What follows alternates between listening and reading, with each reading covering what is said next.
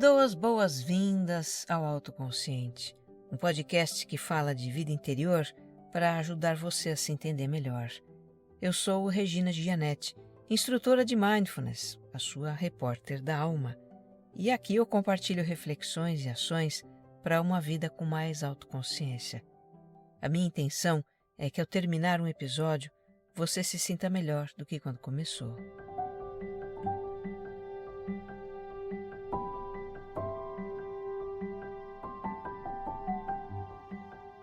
Se você me escuta pela primeira vez, o Autoconsciente é um podcast quinzenal, tem episódio novo em domingos alternados. E é também um podcast serial. Os episódios têm uma sequência em que os temas vão se aprofundando. Aqui tem uma jornada de autoconhecimento para você. Então eu te convido a escutar o episódio 0 para conhecer a proposta do podcast. Convido também a me acompanhar no Instagram. O meu perfil pessoal é regina.gianetti. E a conhecer o meu canal no YouTube. Digite o meu nome para me achar por lá. Se você gostar deste episódio, compartilhe nas suas redes sociais e grupos de mensagens. Ajude mais pessoas a se entenderem também. Episódio 126. Quando não estamos dando conta, parte 2.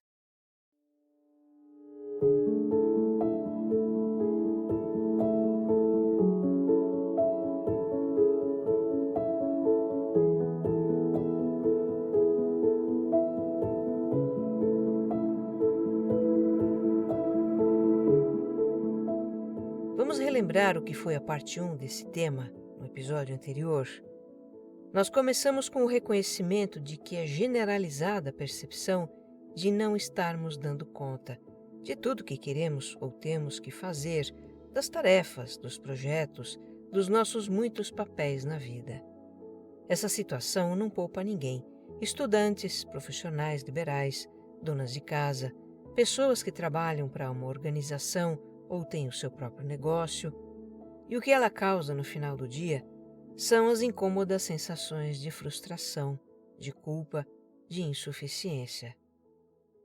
Nós olhamos para essa situação como um fenômeno coletivo, típico da sociedade contemporânea e que tem a ver com a mentalidade dos nossos tempos.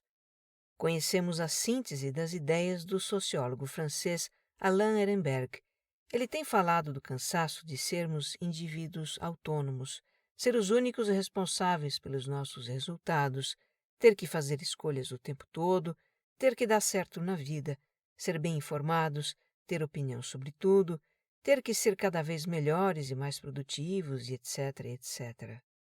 Segundo Ehrenberg, o nosso entendimento de como as coisas devem funcionar na sociedade pressupõe que nós devemos nos aperfeiçoar continuamente, ser super capazes e eficientes para termos sucesso. É como se a gente quisesse ser como as máquinas, que estão sempre sendo aperfeiçoadas para serem mais produtivas. Queremos dar conta de um mundo de coisas sem levar em conta as nossas limitações humanas, e aí nos sentimos insuficientes. Nós também exploramos alguns desdobramentos desse fenômeno coletivo na nossa vida pessoal. Somos levados a nos sobrecarregar por fatores como a pressão social para fazer muito, a necessidade de aprovação, a comparação com os outros, a overdose de informação dos meios de comunicação e redes sociais, as demandas alheias, a dificuldade em nos planejar, a falta de objetivos claros para a nossa vida. Ficou para esse episódio, então, a discussão sobre o que fazer a respeito dessa nossa sensação de não estar dando conta. Eu escolhi como referência o livro Essencialismo, A Disciplinada Busca por Menos, do escritor americano Greg McKeown. O que ele prega é que a gente pratique o minimalismo nas nossas atividades, ou seja, que a gente reduza, enxugue os nossos afazeres para aquilo que realmente é essencial.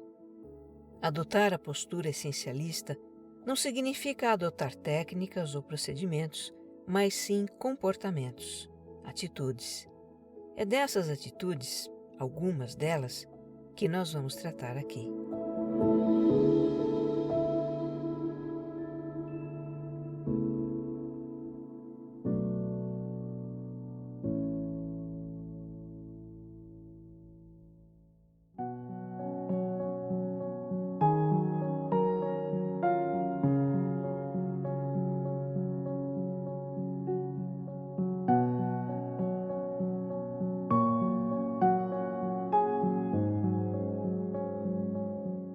postura essencialista que o Greg McKeown propõe se baseia em 3 princípios.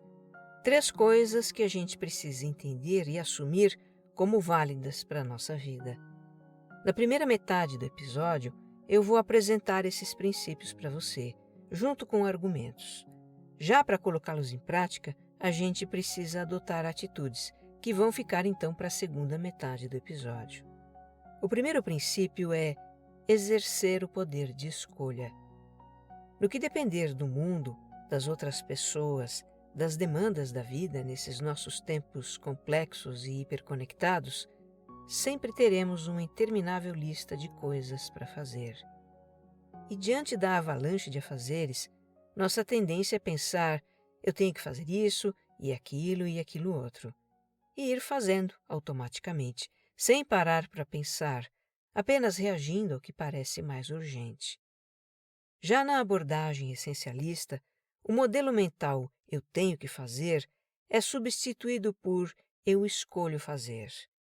Eu tenho escolha sobre o que é essencial fazer. Para quem estiver pensando que nem sempre tem escolha, que as coisas aparecem e é preciso fazer, o Greg argumenta que escolher é uma capacidade que todos temos e que não pode ser perdida, mas pode ser esquecida. Ficamos tão atordoados diante da avalanche de coisas que demandam a nossa ação ou atenção que entramos num piloto automático de ir fazendo e fazendo, dizendo sim para tudo e todos. Eu estou aqui pensando em um outro motivo por que a gente não escolhe o que é essencial para a nossa vida. E esse motivo seria a fadiga decisória. Nós vivemos em um mundo hiperabundante de opções de consumo. Para escolher um simples iogurte no supermercado, nós temos que avaliar tantas opções de marcas e tipos e sabores e alternativas diet, light, sem lactose e sei lá mais o quê. E é assim com tudo.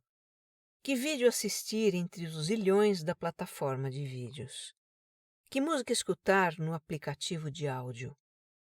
Que modelo de jeans, de sapato, de celular comprar? São muitas escolhas triviais rivalizando com escolhas realmente importantes para a nossa vida.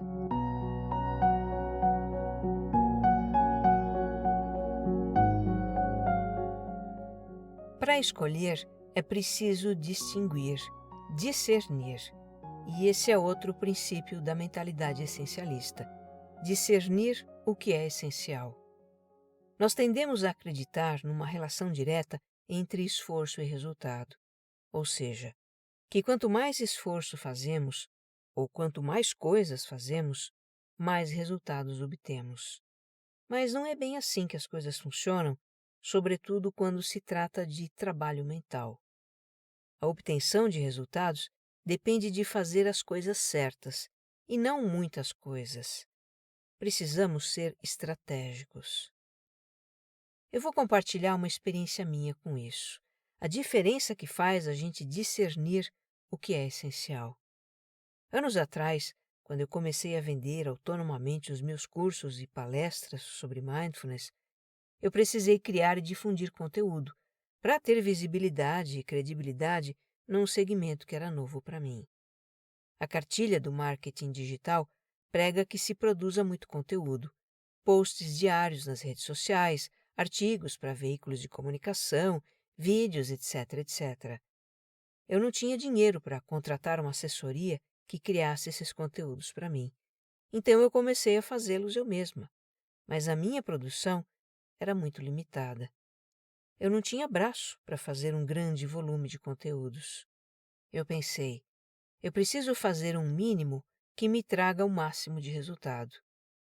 Então, pensando estrategicamente, eu escolhi fazer um podcast, concentrar a minha energia nisso, fazer o melhor podcast que eu fosse capaz de fazer, e aí reaproveitar os conteúdos dos episódios em outras mídias.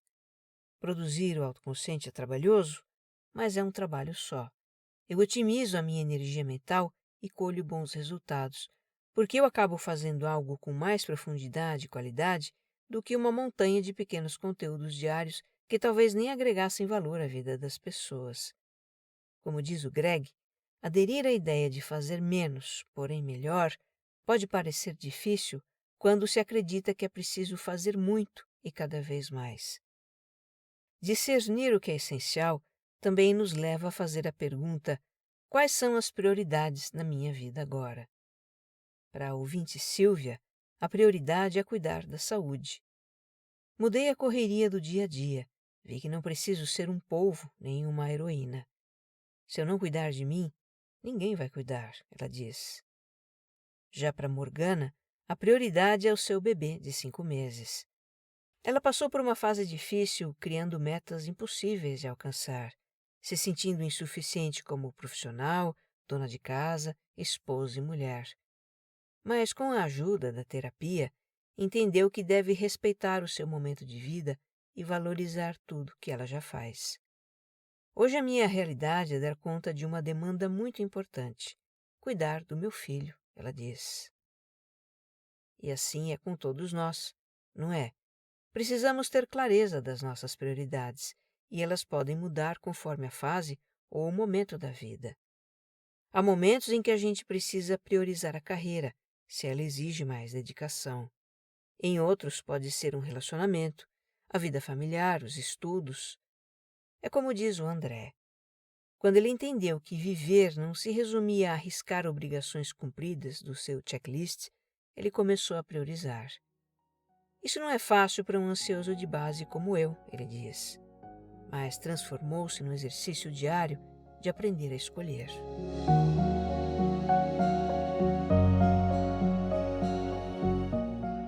Por fim, o terceiro princípio para o modo de vida essencialista é perder para poder ganhar. É fato que o verbo perder provoca um certo arrepio, né? O nosso cérebro é projetado para evitar perdas. Vamos então mudar para abrir mão? Isso soa de uma forma mais suave e intencional. Afinal, a gente abre mão porque quer. Temos aqui a história da Dani para ilustrar isso. Por algum tempo, ela tentou conciliar 2 empregos que exigiam grande responsabilidade e demandavam muito dela. A Dani acreditava ter competência para dar conta de atingir as suas metas, até cair a ficha do que aquilo estava lhe custando. Em um dos trabalhos, ela tinha que passar por cima dos próprios valores para cumprir a missão que lhe havia sido dada, e no outro, ela se sentia como que uma mola encolhida por uma gestão centralizadora. A sua escolha foi, então, abrir mão dos 2 trabalhos e partir para um recomeço. E não se arrepende. A Dani se sente aliviada.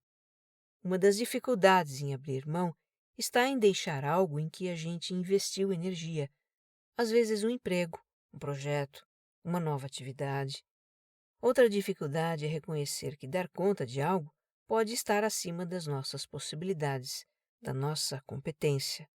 Ou ainda reconhecer que calculamos mal, que idealizamos como as coisas deveriam ser e nada do que imaginamos se realizou. E tem mais esta dificuldade para abrir mão. A ideia de que podemos ter tudo, ser tudo, conseguir tudo, que é típica do excesso de positividade dos nossos tempos.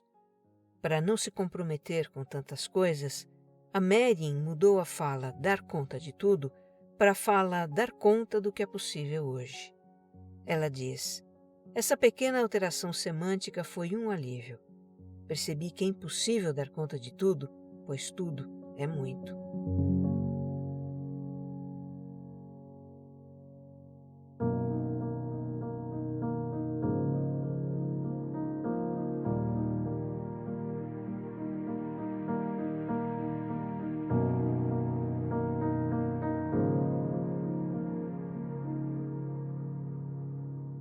Recapitulando o que a gente viu até aqui, os 3 princípios do essencialismo são exercer o nosso poder de escolha, discernir o que é essencial e abrir mão de algumas coisas.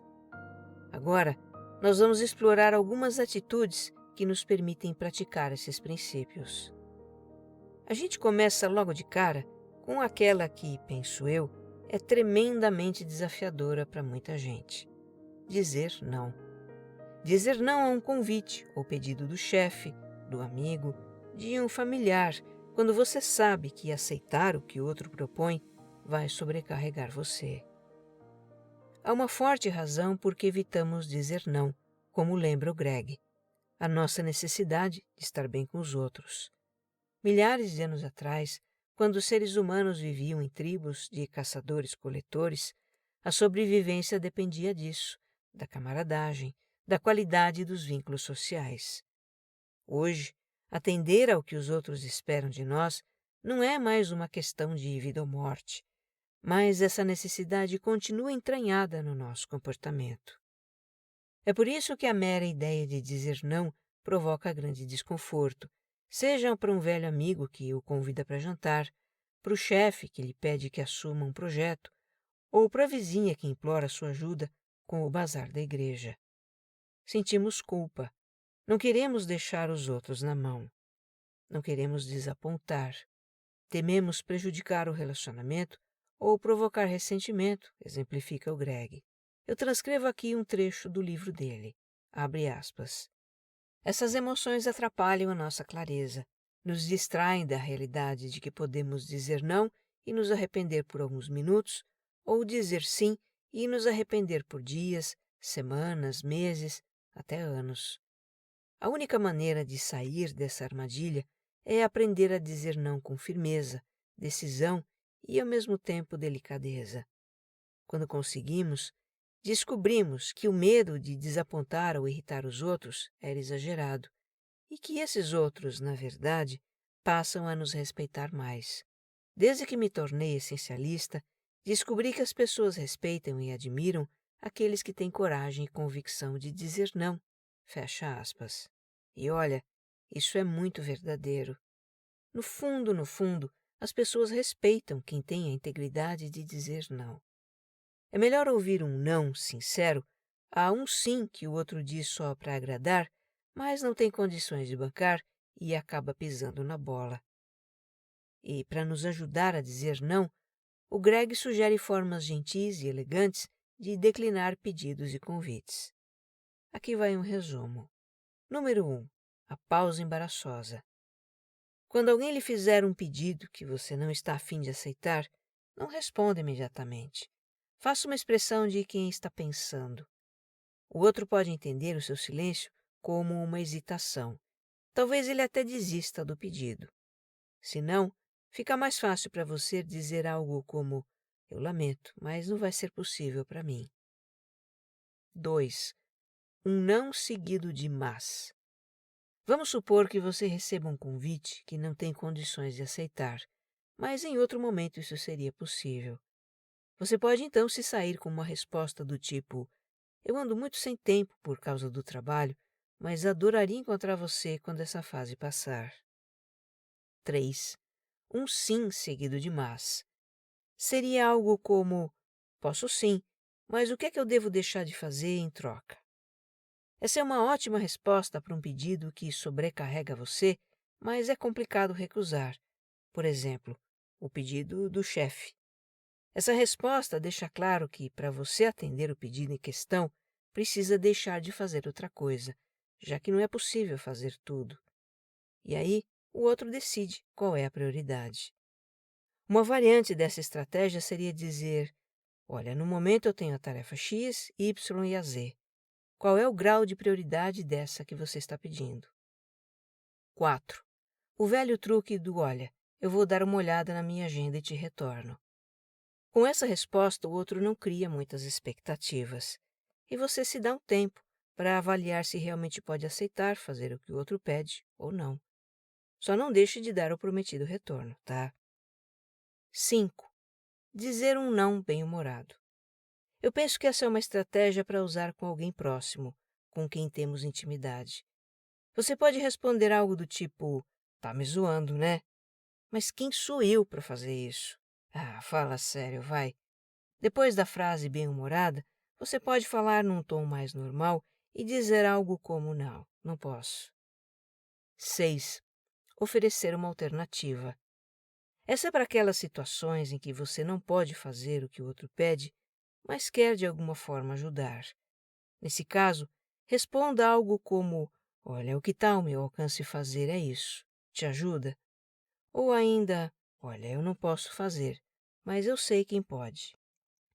Está vendo? É possível dizer não com respeito, com gentileza, com traquejo. O Greg sugere que responder a pedidos por e-mail pode ser uma boa forma de treinar, porque a gente tem tempo para escolher as palavras certas. Ele lembra também que nós dizemos não ao pedido do outro e não à pessoa do outro. Dizer essas 3 letrinhas pode ser difícil às vezes, mas é libertador. A Márcia diz: eu entendi depois de muito tempo que não sou obrigada a dar conta de tudo. Quando aprendi a dizer não, eu consegui fazer as outras pessoas entenderem que não, eu não sou obrigada a dar conta de tudo e está tudo bem.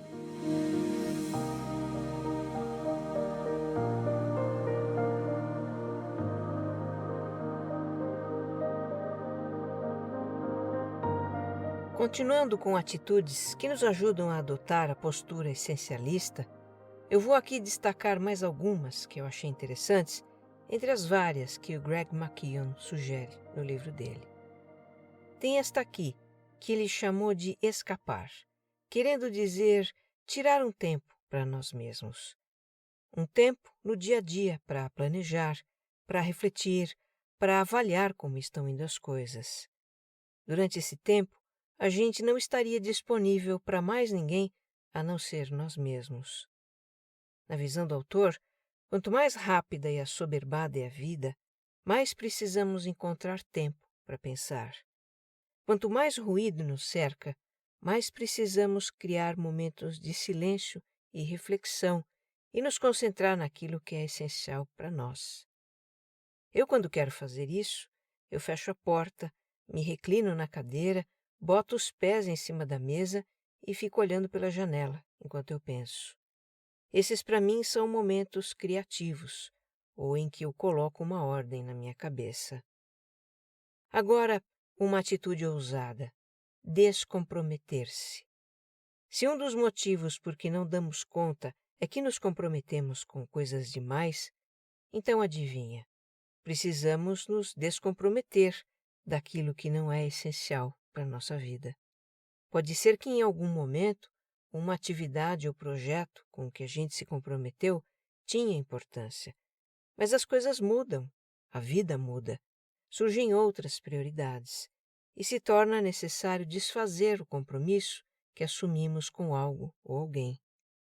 Eu estou aqui me lembrando de quando eu comuniquei o meu desligamento de um grupo de voluntariado do qual eu participei por 6, 7 anos. Eu tive momentos incríveis com esse grupo, que eu guardo com muito carinho na lembrança. Mas chegou um momento em que o voluntariado não cabia mais na minha vida, e eu escolhi me desligar. Às vezes é difícil nos descomprometer por causa do apego ou por causa do receio de desapontar os outros.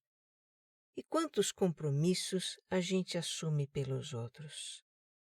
A Márcia, a ouvinte que há pouco eu citei, que aprendeu a dizer não, ela também resolveu se descomprometer dos problemas dos outros. Ela conta que chegou a ser internada com enxaqueca crônica por ter se lançado às causas da família toda. Era uma coisa assim: surgia um problema? Vê com a Márcia. Algo para ser resolvido? A Márcia resolve. Algo deu errado? A culpa é da Márcia. Até que a Márcia acordou e percebeu que não queria mais ser a responsável pelos problemas de todos. Se descomprometeu. Chega a ser uma atitude ousada se descomprometer. O Cristiano, ousadamente, se reuniu com seus gestores para uma conversa muito franca e nela colocar: eu não estou dando conta. São muitas tarefas e resultados para entregar diariamente. Antes tarde do que nunca, ele buscou estabelecer limites. E isso nos leva a outra atitude-chave para a postura essencialista: estabelecer limites. Nós precisamos ter muita clareza de quais são os nossos limites. Até onde a gente pode ir, o quanto podemos abraçar, o que é essencial na nossa vida. E a partir do momento em que os nossos limites estão claros para nós, comunicar isso aos outros. Eles não podem saber quais são os nossos limites, a menos que a gente diga. Enquanto dissermos sim para tudo que nos pedem, enquanto aceitarmos nos comprometer com o que vem dos outros, eles vão continuar descarregando demandas em cima de nós. Observe que essas atitudes estão todas relacionadas umas com as outras. Estabelecer limites implica dizer não. Se descomprometer implica ter clareza dos limites. E para a gente decidir sobre limites, sobre se descomprometer, sobre quando dizer não, é preciso tirar um tempo para as nossas reflexões. Uma atitude apoia a outra. Tem duas outras atitudes que eu acho importante mencionar. Elas não são comportamentais, mas de uma natureza mais prática. Uma delas, muito enfatizada pelo Greg, é dormir o suficiente. Quando a gente não dá conta das nossas atividades, quando está com muita coisa para fazer, de onde vamos tirar mais tempo? Das horas de sono. E isso traz prejuízos ao cérebro, à saúde como um todo, como já está mais do que provado pela ciência. Se queremos ter disposição física, um bom desempenho mental, saúde para poder realizar muitas coisas na nossa vida, precisamos dormir o suficiente. Isso preserva as nossas capacidades para fazer tudo aquilo que é essencial na nossa vida. E, por fim, a atitude de organizar-se. O essencialista elabora uma rotina que preserva o essencial, tornando a execução algo que quase não exige esforço, afirma o Greg. Organizar as tarefas do dia a dia e incorporá-las como hábitos traz uma considerável economia de tempo e energia mental. Por exemplo, o Lucas conta que tem hora para dormir e para acordar, e entre uma e outra encaixou todas as suas atividades: exercício físico, trabalho, um tempinho para ler e estudar, tarefas domésticas. Ele conta: em casa deixamos tudo preparado para a semana, para aproveitar as poucas horas da noite em família, preparar um bom jantar e descansar. A Rosiane pula miudinho com seu home office, casa, filho, dá assistência aos pais e irmãs. É difícil dar conta de tudo, mas a situação já melhorou um pouco depois que ela adotou técnicas de organização, congelar comidas, dividir a rotina de limpeza da casa, ter dia da semana para supermercado, coisas assim. Também passou a dividir tarefas domésticas com o marido e a se cobrar menos, porque organização apenas não é tudo, né? Olha, nós temos no Autoconsciente vários episódios que se relacionam com as atitudes de uma vida que prioriza o que é essencial. Eu deixei as indicações na descrição deste episódio. Dá uma olhada lá, vale a pena escutar.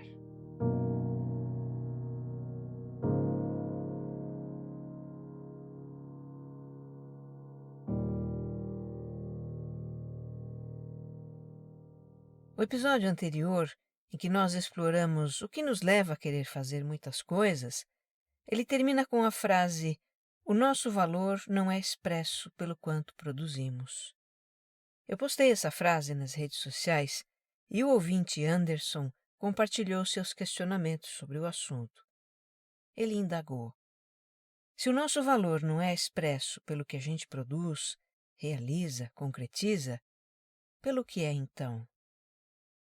Vamos imaginar essa pergunta sendo respondida pelos filósofos gregos clássicos, Sócrates, Platão, Aristóteles, ou ainda os estoicos, Epiteto, Sêneca e Marco Aurélio, e muitos outros filósofos que nestes se inspiraram.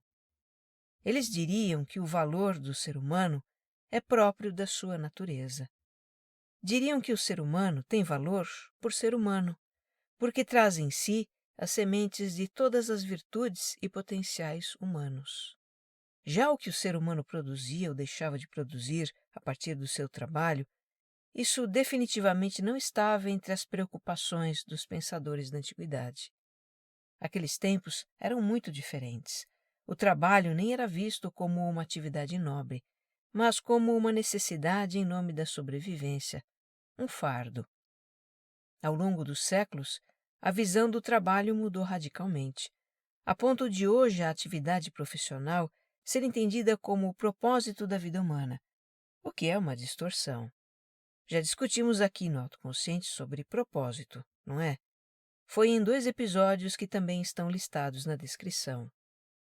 Mas enfim, no mundo contemporâneo, movido pelas engrenagens do capital, da produção e do consumo, não admira que os seres humanos valorem a si mesmos pelo quanto são capazes de produzir e também realizar e concretizar, dá quase no mesmo, são valores materiais. É verdade que o progresso material tem a sua importância na nossa vida. É verdade que o trabalho é um campo de realização pessoal, que é saudável nos sentirmos produtivos, competentes. A questão é que o nosso valor não se resume a indicadores de desempenho.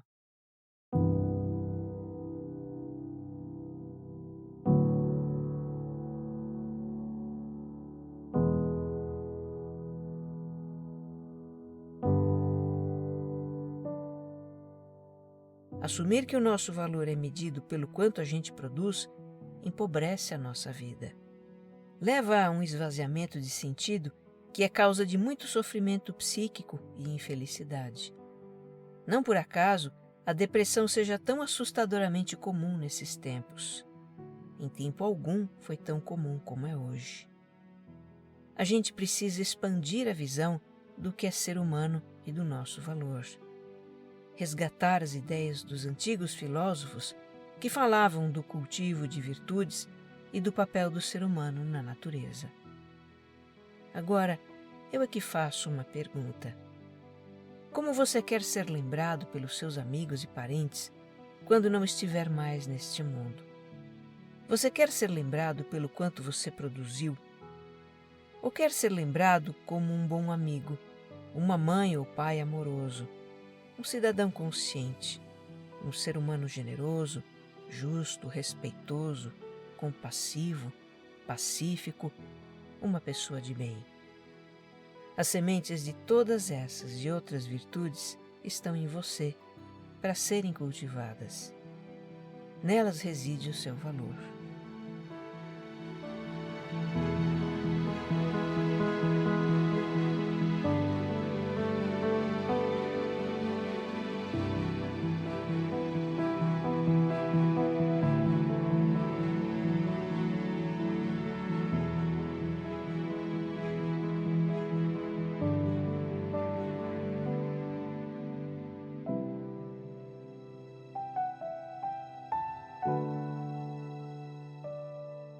Que você esteja bem. Um abraço.